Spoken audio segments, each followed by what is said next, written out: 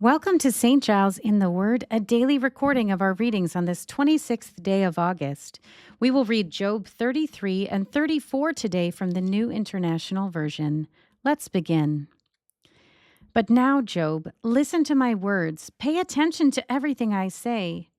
I am about to open my mouth. My words are on the tip of my tongue. My words come from an upright heart. My lips sincerely speak what I know. The Spirit of God has made me. The breath of the Almighty gives me life. Answer me then if you can. Stand up and argue your case before me. I am the same as you in God's sight. I, too, am a piece of clay.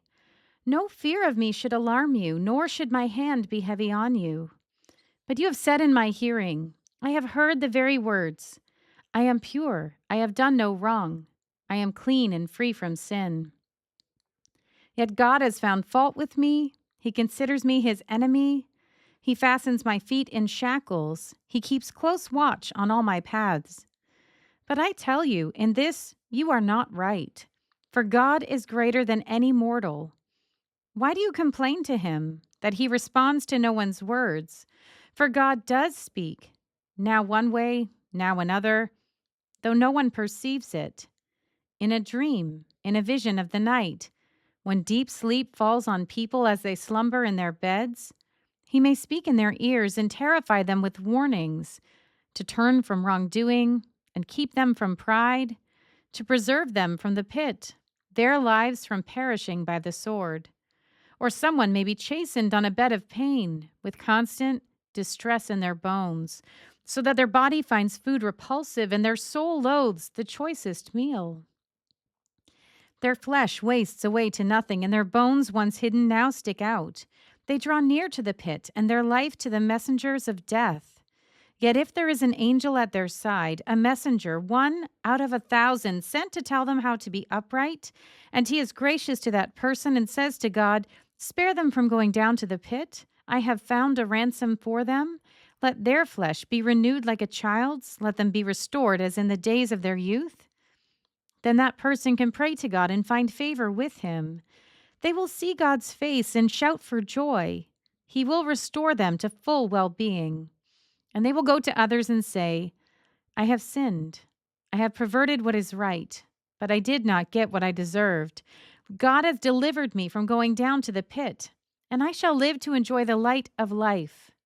God does all these things to a person twice, even 3 times, to turn them back from the pit, that the light of life may shine on them. Pay attention, Job, and listen to me. Be silent, and I will speak. If you have anything to say, answer me. Speak up, for I want to vindicate you. But if not, then listen to me. Be silent, and I will teach you wisdom. Then Elihu said, Hear my words, you wise men. Listen to me, you men of learning, for the ear tests words as the tongue tastes food. Let us discern for ourselves what is right. Let us learn together what is good. Job says, I am innocent, but God denies me justice. Although I am right, I am considered a liar. Although I am guiltless, his arrow inflicts an incurable wound. Is there anyone like Job who drinks scorn like water? He keeps company with evildoers. He associates with the wicked, for he says, There is no profit in trying to please God. So listen to me, you men of understanding. Far be it from God to do evil, from the Almighty to do wrong. He repays everyone for what they have done. He brings on them what their conduct deserves. It is unthinkable that God would do wrong, that the Almighty would pervert justice. Who appointed him over the earth? Who put him in charge of the whole world? If it were his intention, and he withdrew his spirit and breath, all humanity would perish, and mankind would return to the dust. If you have understanding, hear this. Listen to what I say. Can someone who hates justice govern? Will you condemn the just and mighty one? Is he not the one who says to kings, You are worthless, and to nobles, You are wicked? Who shows no partiality to princes and does not favor the rich over the poor, for they are all the work of his hands. They die in an instant in the middle of the night. The people are shaken and they pass away. The mighty are removed without human hand. His eyes are on the ways of mortals. He sees their every step. There is no deep shadow, no utter darkness where evildoers can hide. God has no need to examine people further, that they should come before him for judgment. Without inquiry, he shatters the mighty and sets up others in their place. Because he takes note of their deeds, he overthrows them in the night, and they are crushed. He punishes them for their wickedness, where everyone can see them, because they turned from following him and had no regard for any of his ways. They caused the cry of the poor to come before him, so that he heard the cry of the needy. But if he remains silent, who can condemn him?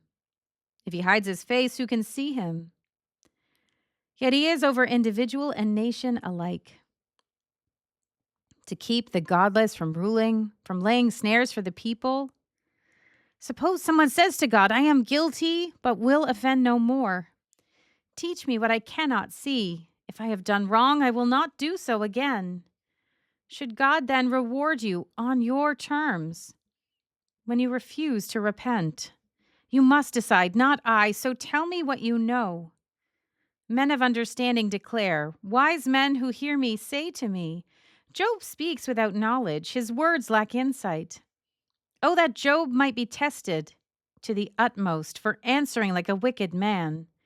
To his sin he adds rebellion, scornfully he claps his hands among us, and multiplies his words against God. Here ends our reading for today.